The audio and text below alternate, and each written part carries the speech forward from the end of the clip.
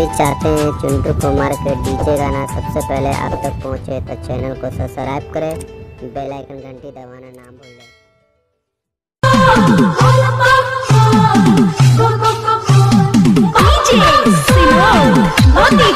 आप सुन रहे हैं डीजे चिंटू कुमार।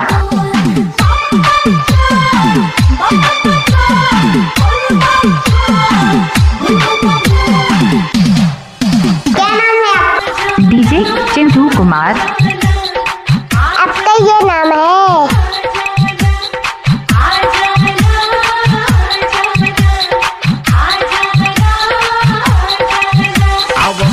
बम भोला जी के बूटी फ्रूटिए में फेल हो जाई। अब पीला बम भोला जी के बूटी फ्रूटिए में फेल हो जाई। आगे खींचल चिलम भरा मुठी फ्रूटिए में फेल हो जाई।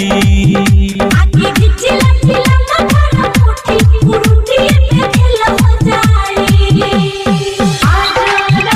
आप सुन रहे हैं डीजे चिंटू कुमार।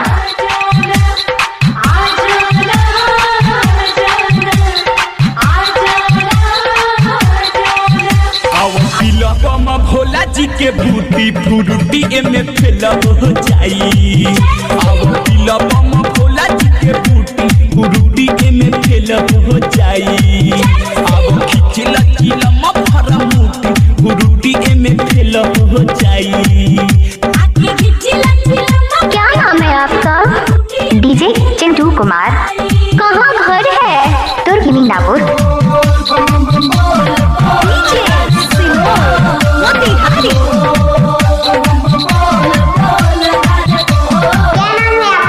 डीजे चिंटू कुमार। आपका ये नाम है?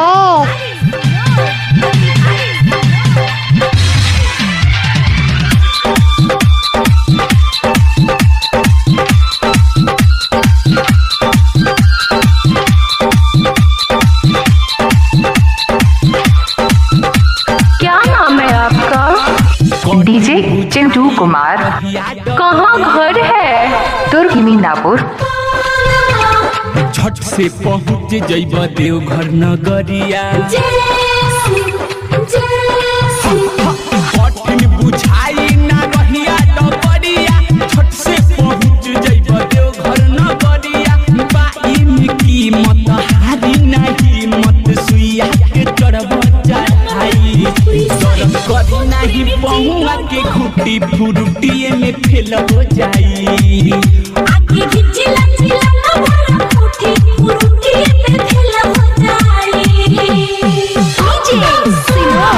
क्या नाम है आपका? डीजे चिंटू कुमार। आपका ये नाम है?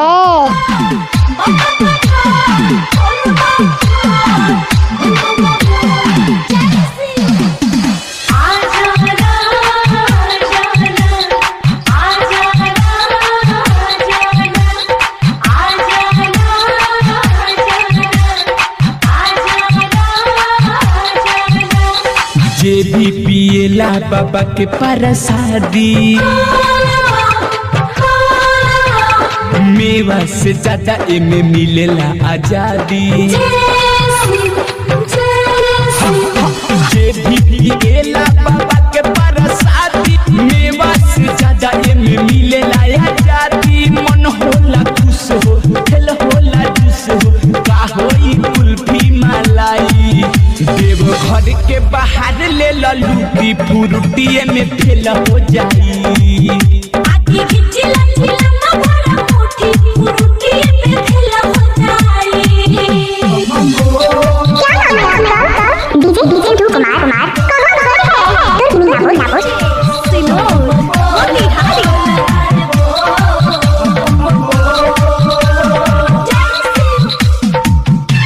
क्या नाम है आपका? डीजे चिंटू कुमार। आपका ये नाम है?